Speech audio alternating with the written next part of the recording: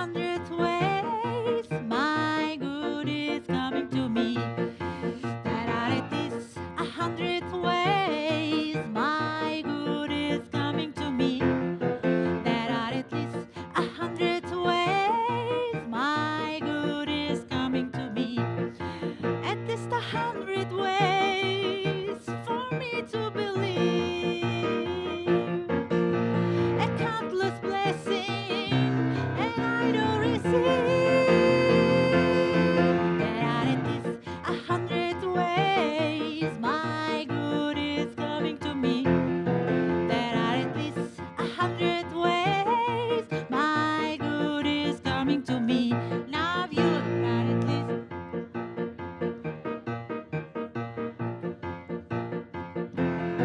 There are at least.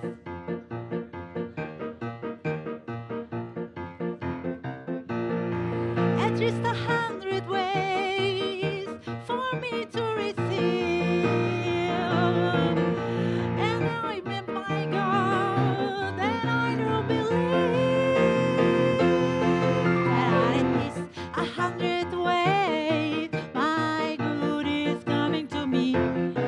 That at least 100 ways my good is coming to me. Together.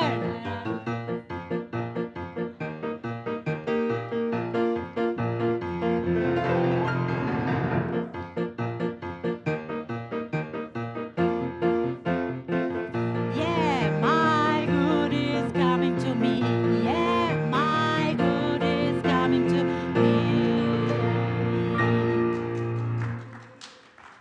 Good morning and welcome to Unity of Columbia. And we know there are at least 100 ways that our good is coming to us. Isn't that true? So thank you for showing up in spirit today, and we welcome all of you that are in the room and online as well. So this is the day the Lord has made, and aren't we glad that we're in it? Yeah. As we move through this time of celebration this morning, let's turn our attention away from any thoughts of lack or limitation.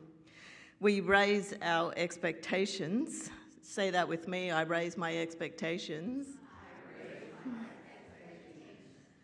And we know in truth that all our needs are being met. So in the words of our co-founder, Myrtle Fillmore, who believed that all things are possible, she said, to those who believe in God, to those who believe everything is possible with Him, when we come to believe this, we are not astonished at anything. Our minds are opened more and more, then we expect wonderful new things to come to us day by day. And so in this moment, let's turn our attention away from any thoughts that disturb us. We raise our expectations, and that means we allow the greater good to unfold. And we affirm that this is true by expecting the best. So let's please stand and greet each other and say, I expect the best.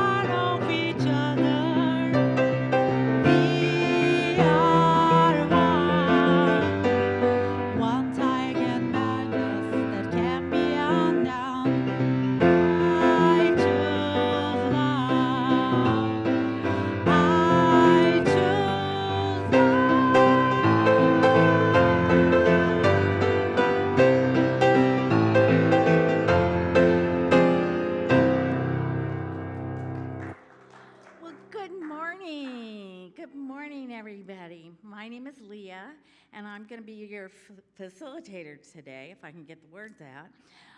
We're all grateful to those who have contributed to our service today. It takes a lot to get a service together.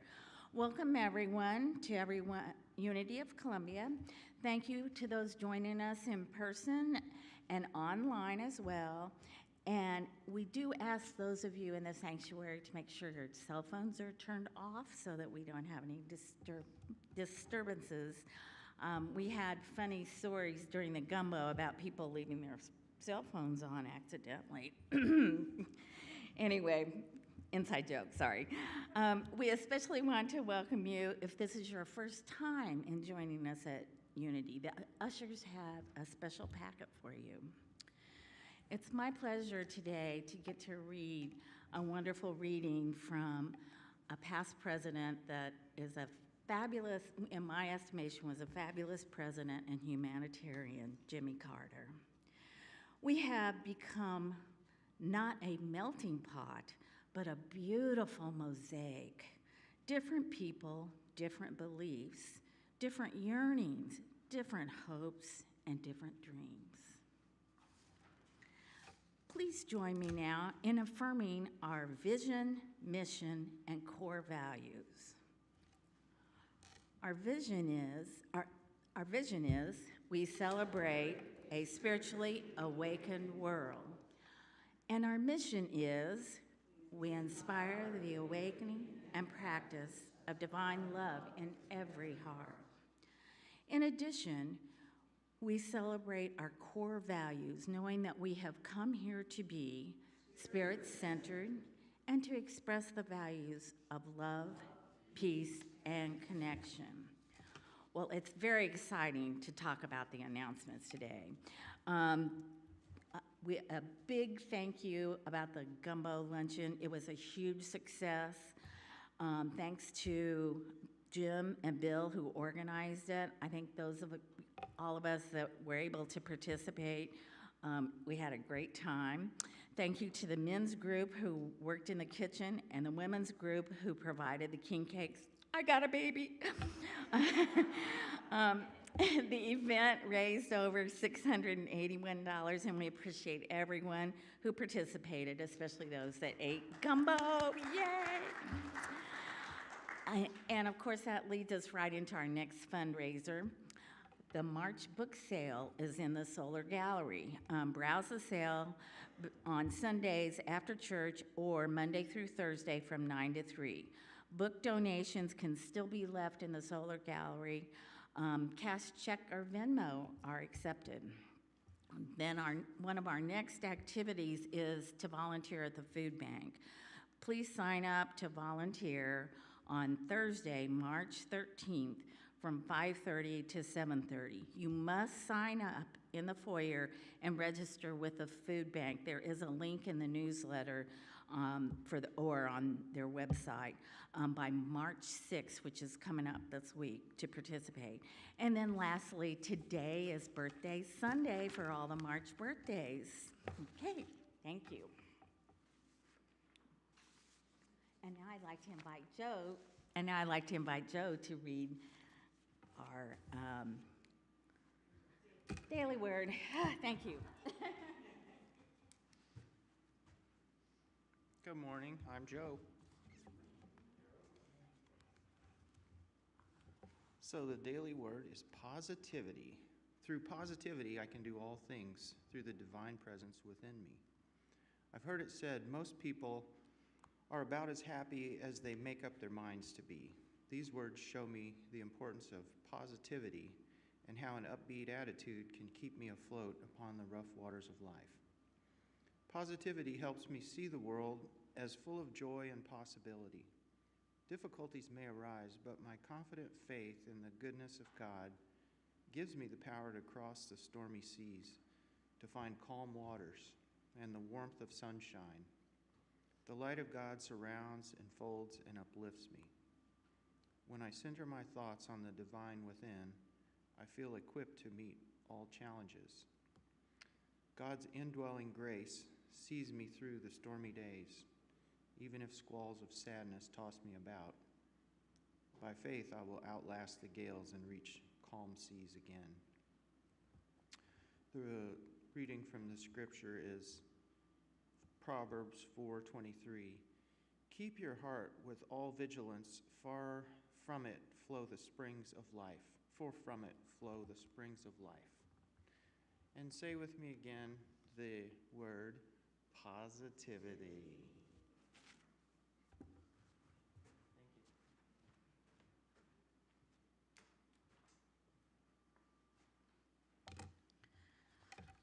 Okay, the prayer box is a symbol of blessing today.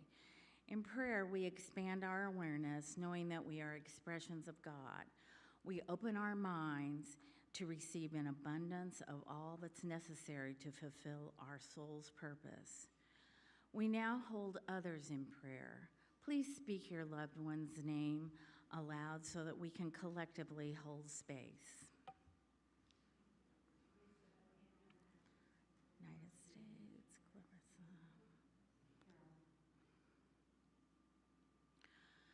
Clarissa. For all the names on our hearts, know that what you have asked for has been answered. There are 2 Unity chaplains who will be available after today's service to pray with you. And now we're going to do our meditation.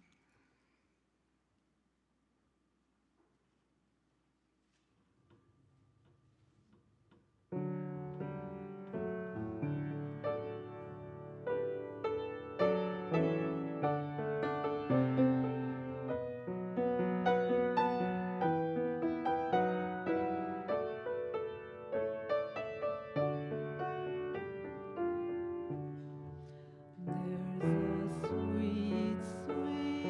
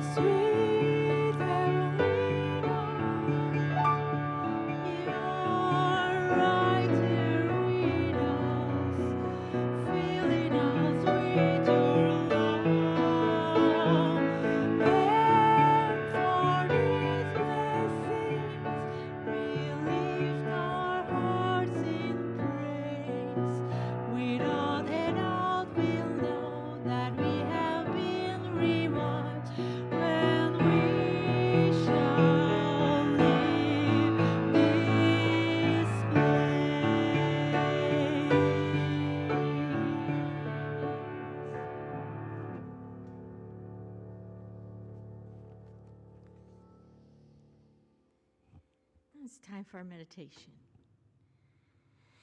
Just settle down in your chair, find a comfortable seat. Take a slow, deep breath in. Gently in, gently out. Take a nice deep breath in and just hold it for a second. And let it out with a sigh. Yeah. Just feel your body at ease, soft and pliable. Know that you are safe here. And you can feel yourself relaxing and finding yourself deeper and deeper with each breath.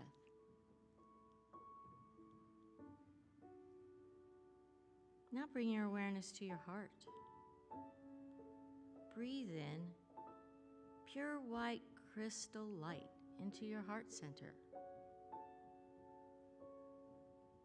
Feel your heart expanding with this high vibrational light, expanding outward into infinity. Bask in this pure essence. Absorb its color, its texture, its sound. Feel the effect this light has upon your body. Open yourself up even more, enabling your body to absorb even more of this peaceful, blissful, radiant energy. You are now permeated through and through, a complete, radiant being of light. You move and you dance and you sing gently and flowing in harmony with all of life. In awe, you can stand and observe that you are life itself. Feel the joy that bubbles up and cascades over your whole entire being, knowing this peaceful state of bliss, eternal, true, and pure. Now we enter into this silent time. Whether you're in this room or online, we ask that you come into our oneness of this unity community and know that we're all important here and we need to stay together in this silence in the divine presence.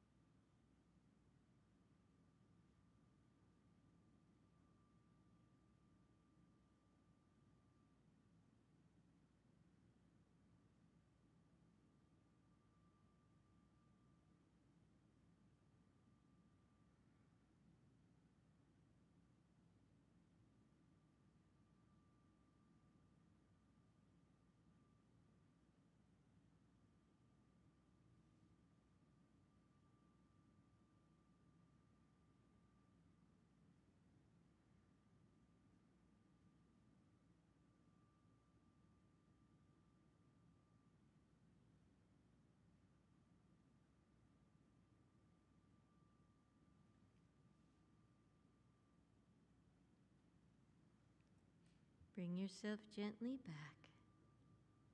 Breathe deep and sigh out quietly. Become aware of your body and your surroundings. And when you're ready, gently open your eyes. Just know and feel this oneness, that we're all one with the divine.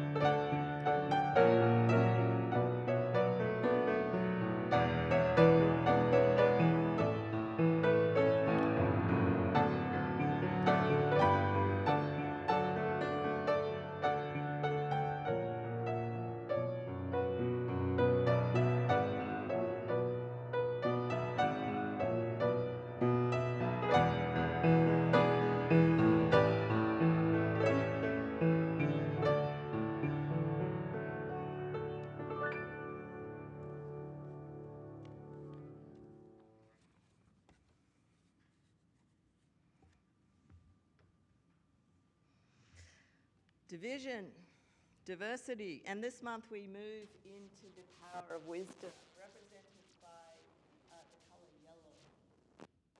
Charles Fillmore, the co-founder of Unity, teaches that wisdom is one of our 12 divine powers. It is the faculty that enables us to discern, to judge, and to make good choices.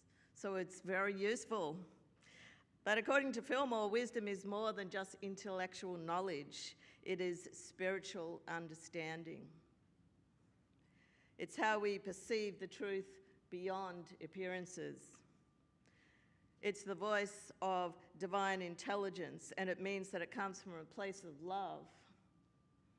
So it's more than just human reasoning. It comes from the indwelling Christ within each of us. We activate our wisdom through prayer and meditation, through spiritual study. And we know that when we study the truth principles, we get to see beyond the surface. We activate wisdom when we trust our inner knowing. So instead of relying on the external facts, we trust the still small voice within us. And wisdom is a balancing power. The head balances with the heart. So it is very powerful because it's paired with love, and that means that our decisions are compassionate. Do you want me to use this? No? Hold on. Podium? Okay. You might notice I have a new microphone today. We're getting used to it, so I'm going to use the old one. Yeah, I'm switched on. I am switched on today. Yeah.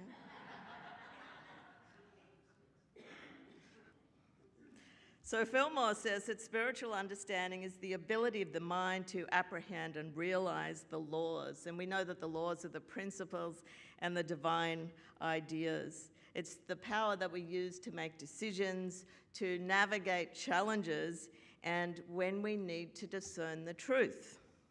So it's all very well to say, well, I've decided I'm going to be wise from now on. But as we look out there, I'm just wondering, are we seeing really good use of wisdom? Many consider Abraham Lincoln to have been one of the wisest presidents in history. And he famously said in a speech in 1858, "A house divided against itself will not stand." And that was at a time when slavery was causing a lot of division. And he was saying that if the nation was deeply divided, it would not endure, that it weakened the country, and that the country could not continue half slave and half free, that it had to be united under one principle. So here we are today, and I believe that we are living in a divided country. I know that you are feeling that as well. Many people have come to me and said, well, I'm very concerned about the chaos and the division. And some of you are asking, as a spiritual person, How should I act? What can I do? So division is the act of separation. It shows up as disagreement between people. But in the uneasiness we feel about it, it tells us that we're part of something bigger. From the spiritual perspective, division is an illusion, because in truth we can never be separate. We're created from the one great mind, the one source. And so separation is a human construct.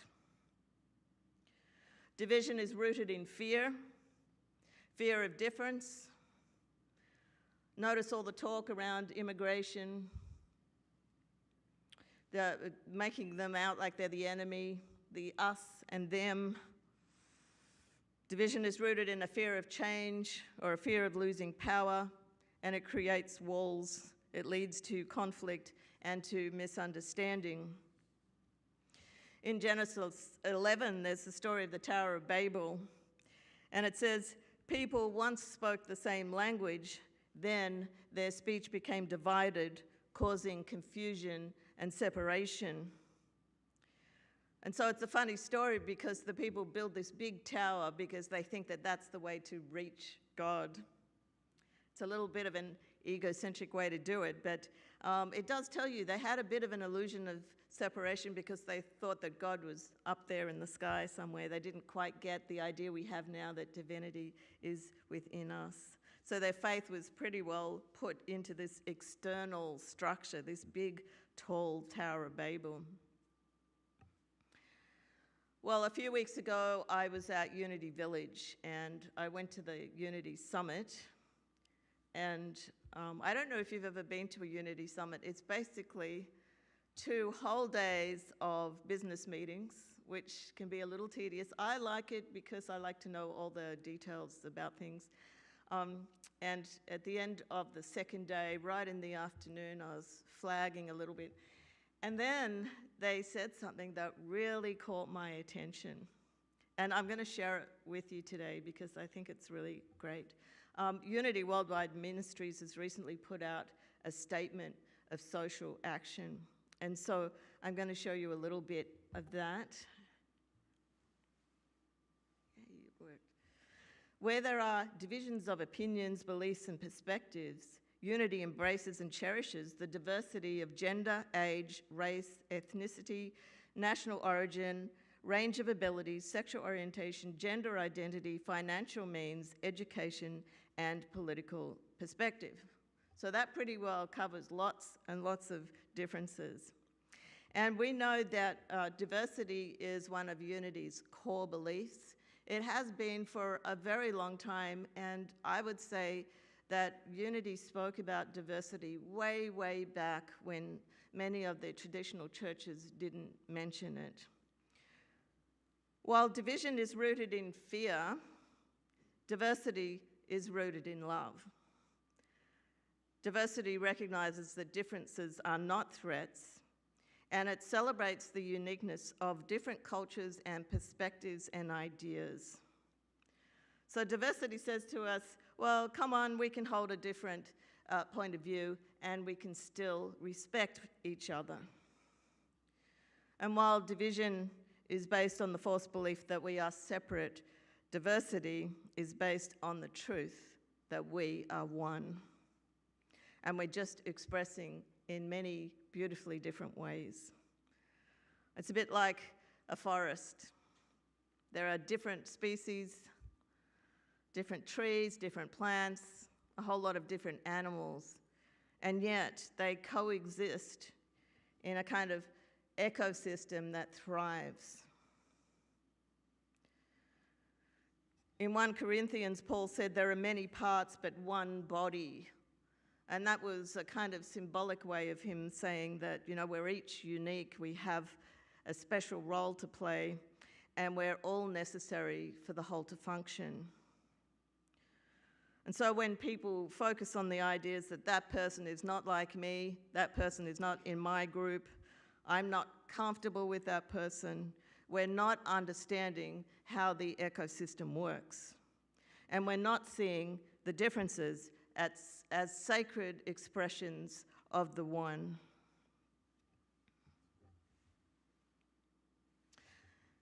The statement goes on to say, our commitment to social action means we are committed to inspiring and encouraging each other in expressing our divine nature, that we are oneness individually and collectively. When we act from our divine nature, we boldly claim our divine identity moment by moment, choice by choice, through the higher spiritual principles in everyday situations. So what are we doing every day?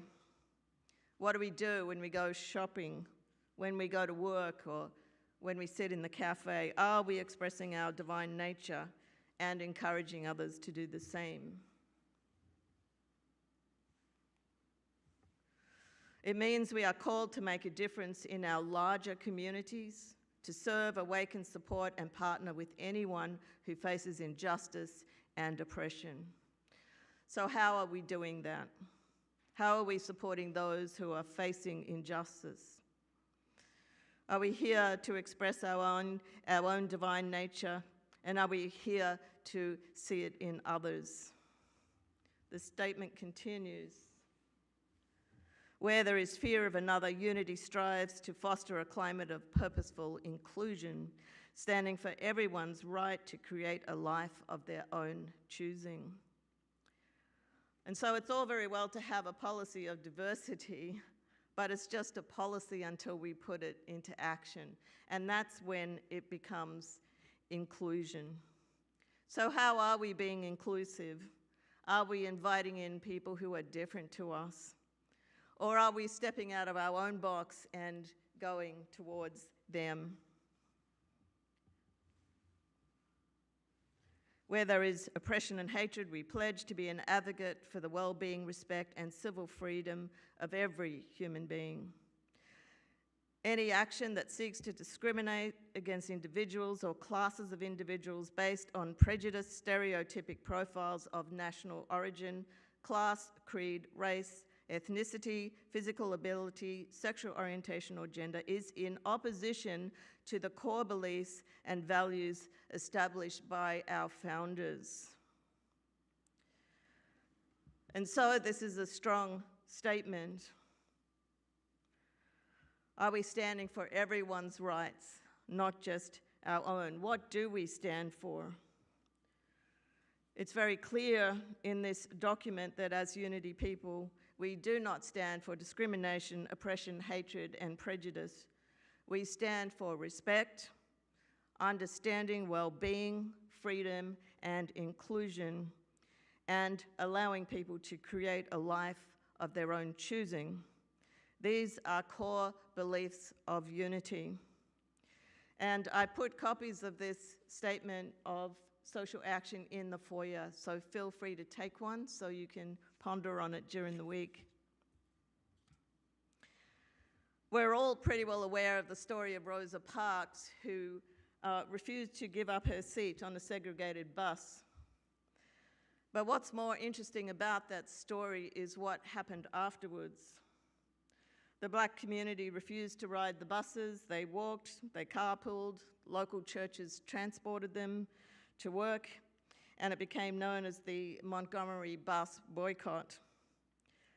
Eventually, the bus companies had very few customers, and it ended up in the Supreme Court that ruled that segregation on public buses was unconstitutional. So there is a collective wisdom that's much more powerful than individual wisdom. The Unity Statement says we're stronger together when we recognize the interconnectedness and interdependence of all life. This is the foundation on which we stand when we engage in social action to demonstrate and live out our commitments of freedom, peace, love, equity, and justice, our communal well-being. And so we are stronger together. Collective wisdom is the higher intelligence that emerges when individuals come together, when we collaborate, when we listen to each other with our hearts, and when we have a shared intention. From a spiritual perspective, collective wisdom is the expression of the one mind working in and through each and every one of us. When we come together as a group, each person's perspective contributes to a greater whole, and this leads to inspired action beyond what one person could achieve alone. The scriptures speak of all this in many different ways, and we know the scriptural reading where 2 or 3 are gathered together, there I am amongst you. In Ecclesiastes 4, it says, 2 are better than 1, because they have a good return for their labor. If either of them falls down, one can help the other up.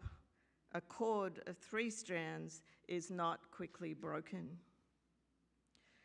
And so we're here to seek wisdom together, to know the power in collective wisdom. We're here to support communal well-being and to make sure that everyone is cared for. There's a story of a small township that was ruled by an unjust leader. The people were afraid. They whispered about all the wrongs, but they felt powerless to act. And one day the elder named Miriam gathered the people together, and she said, "Fear makes us weak, but wisdom shows us the way. We cannot fight darkness with darkness. We must bring light." Miriam handed each person a lantern, and she said, "Let our protest be a walk of light." And that evening, hundreds of people walked through the township, holding their lanterns high. And there were no words of hatred or signs of division, just the light of the lanterns. The unjust leader watched from his window, expecting some sort of protest, but instead he saw a river of golden light moving through the streets. The silence unsettled him, and that night he could not sleep, and he began to question his ways. And a few days later, he called the elders together, seeking to understand them. There had been a shift, an awakening through the power of communal wisdom. In James 1, it says, "If any of you lacks wisdom, you should ask God, who gives generously to all without finding fault." And so when we come together with wisdom and with love, we gain clarity on how to move forward, not as the world moves, but as God leads us.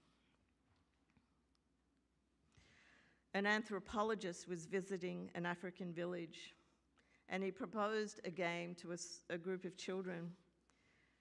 He put a basket of fruit near a tree and told them that whoever reached it first would get all the fruit.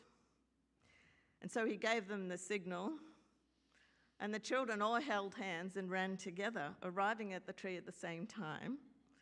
And then they shared the fruit out equally and enjoyed it together. And the anthropologist was really surprised, and he asked them, "Why didn't you compete against one another?"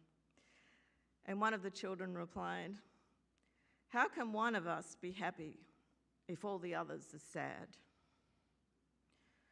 And so division centered in fear, diversity centered in love, and communal wisdom, the power to lift one another up and to recognize that we all are one. And so it is.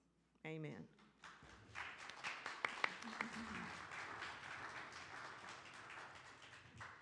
Please stand. Okay. Should we move on? Okay. Keep your eyes on the prize, but don't fret if you stray, because the most important thing is who you become along the way. It's how you love, it's how you live, how you love, how you give. Yes, the most important thing is who you become People pushing, showing, rushing, stressing faster every day. Losing their composure at the tiniest delay. Always multitasking, still thinking they behind. When I see that this is me, I bring this song to mind. Keep your eyes on the prize, but don't fret if you stray, because the most important thing is who you become along the way. Easy peasy, we believe we're in a race to get things down, a race to get ahead, to prove we're number one. Does it have to be a contest with the one in front of you? What do you feel? Keep your eyes on the prize, but don't fret if you stray, because the most important thing is who you become along the way. Is who you become along the way. Who you become along the way.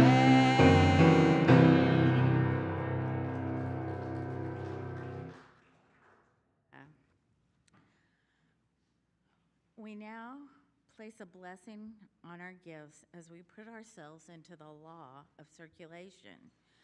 We know that when we put our faith in the source, we will always be provided for. This morning, you are invited to support your spiritual community. Please take your offering, whether you give it electronically, by check, or cash. Hold it in your hand and your heart as we affirm these words together. Divine love, one with me, blesses and multiplies all that I am, all that I give, and all that I receive. I am joy-filled and grateful.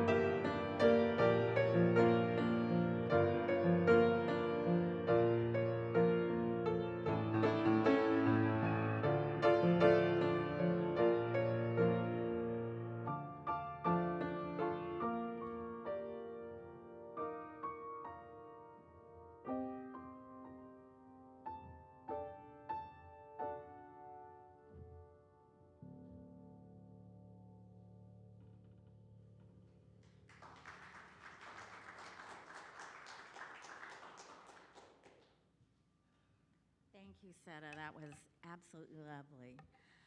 We now place a blessing on our gifts as we put ourselves in, We now bless these gifts and are grateful for this opportunity to make a difference in the lives of our spiritual community and the world. And now it's time for our children's moment. As the children gather together in the front of the sanctuary, They're coming along, a little excited. Yay, enthusiasm. Oh, the joy of children.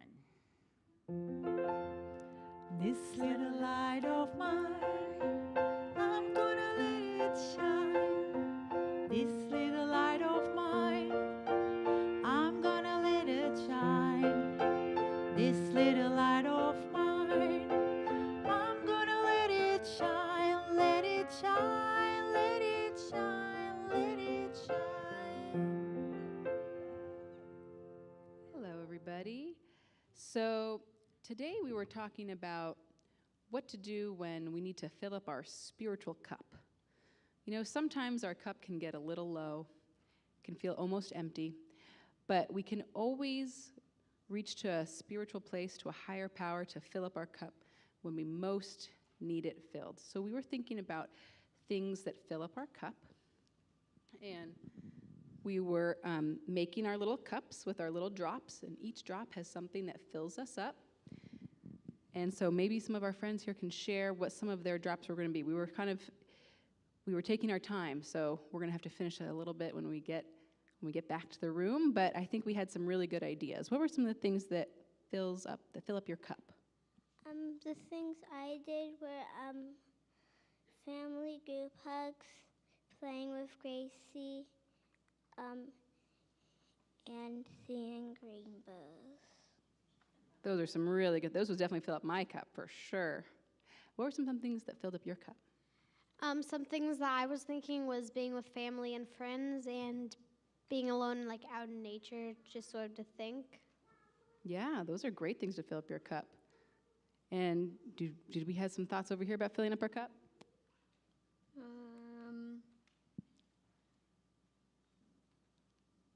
Things that fill up my cup are, I don't really know. I know, it's a lot of pressure when everyone's looking at you.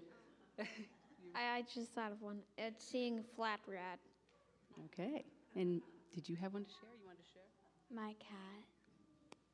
And we have a really nice little mug going on over here, the little bumblebee. Do you want to show them? Very good. Did you have anything you wanted to share about fills up your cup? My Sylvia kitty. These are all some great things. So we had some really good brainstorming about what we do when we need to fill up our cup, and that's what we've been working on today. Okay, we're going to bless our children. We love you, we bless you, we appreciate you, and we behold the Christ you are. Amen. This little light of mine, I'm gonna let it shine. This little light of mine, I'm gonna let it shine. This little light of mine, I'm gonna let it shine, let it shine, let it shine, let it shine. Okay. Please rise and sing with us the prayer for protection.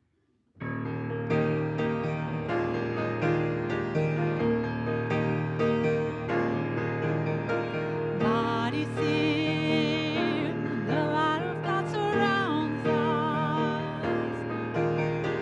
God is here, the love of God holds us. The power of God protects us. The presence of God watches over us. Whenever we are guarded.